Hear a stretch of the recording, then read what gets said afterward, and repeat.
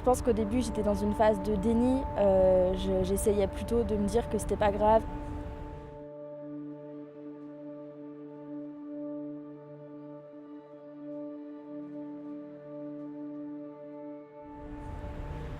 Au départ, je faisais 1,55 m et 39 kilos. Donc de morphologie, j'étais quelqu'un de plutôt mince.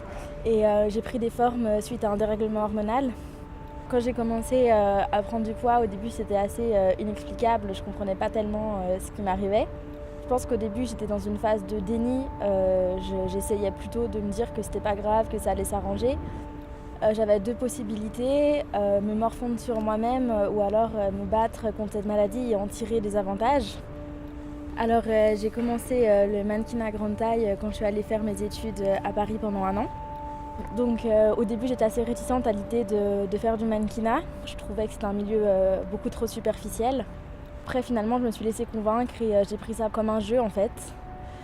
Et je pense que ça m'a beaucoup aidée, ça m'a beaucoup appris et surtout ça m'a permis de délivrer chaque jour un message à plusieurs filles qui peuvent se sentir complexées par rapport à certaines figures qu'on peut voir dans les magazines.